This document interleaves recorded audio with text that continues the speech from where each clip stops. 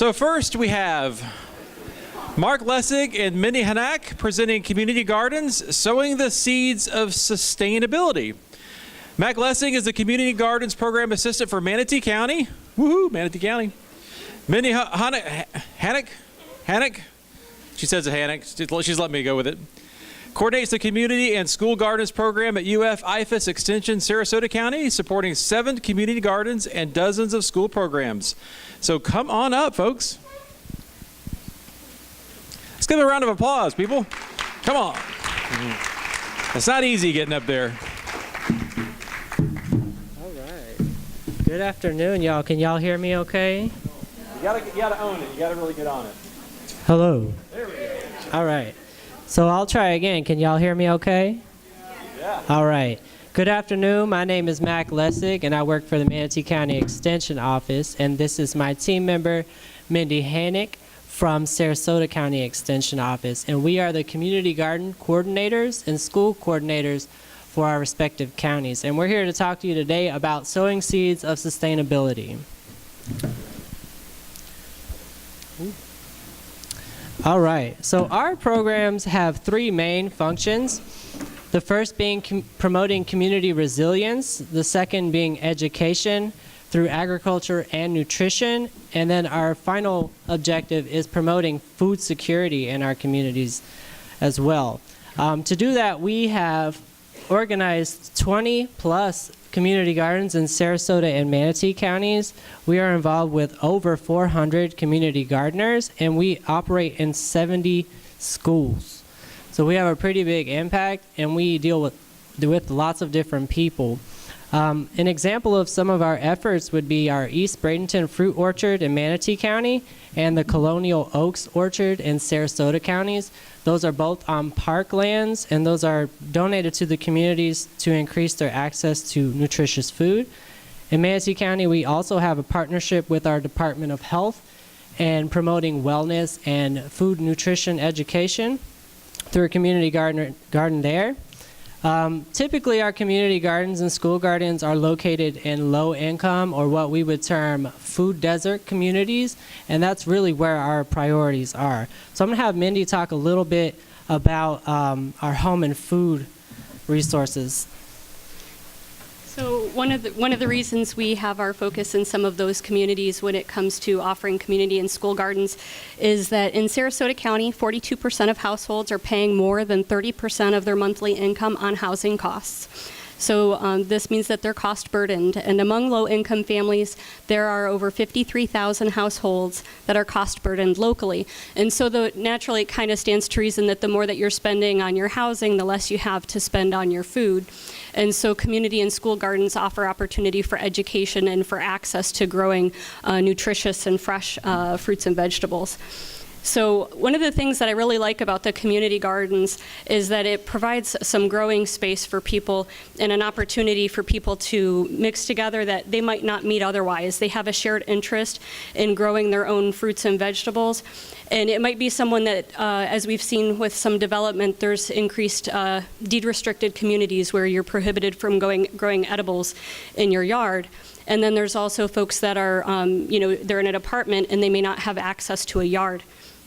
And so both those folks may end up in the same community garden with that same shared interest and access to things like fencing, compost, shared tools, things of that nature so they can enjoy the space and grow some nutritious foods and that's a little friendlier on the budget. Nice. So with that said, why don't you tell us a little more about the benefits associated with community gardens, Mindy? So one of the reasons we're really happy to provide community and school gardens is there's a lot of benefits to gardening. And so gardeners report decreased depression, anxiety symptoms, mood disturbance, stress, and BMI. And then gardeners report increased quality of life, cognitive function, physical activity levels, and sense of community. So it really touches on a lot of different things by participating in this one activity, and they get to enjoy their fruits of their labor as well. Wonderful. Now, I would like to elaborate a little more on one of our major health problems, and that's childhood obesity. So this graphic kind of demonstrates a couple of the major contributors to that, being genetics and metabolism. short sleep duration, community and neighborhood design and safety, and eating and physical activity behaviors. And that last point is really where our programs focus on the most. Our school garden program, like I said earlier, is primarily targeted for our Title I schools, and Title I means that over half of the population of that school is eligible for free or reduced lunch. So those children are typically low income and from families that don't have access to nutritious food. So our job is to really promote those things within their school environment. We do that through education, with agriculture and nutrition. So with our ag education, we focus on plant biology, pest and beneficial insect identification, kind of sciencey things. And then the nutrition element comes through our taste tests, the physical growing of the vegetables, and them having harvest parties. I know it sounds kind of silly, but they really appreciate kind of sharing their fruits. We really employ the hands-on and experiential learning aspects too. We really want the kids to participate in this garden. If they can sow the seeds themselves and plant the rows and take ownership of the garden, they tend to participate more and they get more benefit from it. And they get to see how those seeds turn into vegetables. So how many times have you guys been asked where the vegetables come from, or kids are really unfamiliar with where a carrot's grown or where a mango comes from, or grapes do not grow on trees. So we want to show them that this little tiny seed, when you plant, turns into a carrot, and this is the time that you have to wait. So there's a care period, so they take a lot of ownership over that. With that said, we strive to promote self-esteem with our students as well. So like I said earlier, these Title I kids are primarily low income, and typically they come from troubled backgrounds. So we strive to empower them through self-esteem and confidence building activities, but we also emphasize teamwork as well, which is really crucial in this day and age to get anything done. So I'll have Mindy tell a little bit more about that. I like how you're talking about with the self-esteem. I know that one of our master gardeners, when we were out working with the students, and he was being very supportive with the words he was using to support their interest in the plants, and his point was that the person is more important than the plant in that scenario, because you don't want them to be intimidated, feeling like they can't touch and engage with what you're doing. And for some of the students, it's the first time they're touching soil. They might be in 3rd grade, and it's the first time that they're actually touching soil. And so not only are we educating as far as like with the agricultural components and the nutritional components, and one of the reasons it's important is because in Florida, agriculture has a huge economic impact. And if we want to be able to eat locally, it's important that we inspire some of the youth to consider an agricultural-minded career, and they might not be exposed at home to something like that. And so it's especially important in that Florida has the average age of their farmer is now at 57.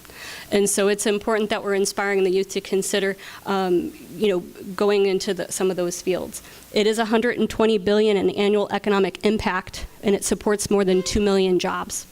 So it's one of the strongest pillars in Florida's economy, and so it's important that we open that opportunity to those students so that way they can consider that as a future career path, because 21 million people are employed in those non-traditional agricultural careers, and a lot of them require higher education. And so it's a really good opportunity for them, not only to get familiar with some of that vocabulary, but to determine if they have an interest in pursuing something like that, and even just to promote it's easier for them to answer questions on standardized tests and things of that nature if there's something that relates to a plant, they've seen a plant, they've worked with a plant, and they can understand the question. Great. So our programs have come up with 2 different solutions. They're similar, but they are slightly different in how we're going to attack our 3 main goals, which are community resilience, education, and food security. So Mindy, why don't you tell us about Sarasota County's efforts? So we do have a lot of gardens, both community and school gardens, probably very close to you in your neighborhoods. If you don't want to go in and pursue growing in that way, but you'd like to get your feet wet and try growing an edible in Florida, and a lot of people tend to start with a tomato plant, which isn't really the best plant for them to start with. We do pick a crop once a year, and red Russian kale is the crop. In a few weeks, you'll be able to find the seeds at your library. You'll be able to link to a recipe and growing instructions, and we provide that seed and flyer to you, or you can pick them up at the Extension as well. And you can take classes that are offered by the Extension, usually free of charge as well. And in Manatee County, we have a similar program called the Manatee Seed Bank. So this is a partnership between the public and our county extension office, and we're focused on providing access to producing and growing high-quality, regionally adapted fruits, vegetables, grains, and native wildflowers. So just having those seeds available to our communities provides them a great sense of community resilience, because now they can take ownership of these seeds and these varieties and improve them for their areas and our changing climate. And it also promotes that sustainability aspect, that they don't have to rely on someone else to feed them. As they gain knowledge through use of extension, they can better themselves. So to do this, we have an extensive network of partners. So this is just a small list of people we work with at Extension. But given the nature of our job, we are gardeners and we rely on communities. And so you guys are our community. And through you, we receive donations and volunteerism. And your word of mouth really goes a long way in spreading the impacts of our programs. So we want to thank you for having us today. Again, my name is Mac Lessig with Manatee County Extension, and this is Minnie Hennick from Sarasota County Extension, and we are your community gardeners. Thank you. Mac and Minnie, great job.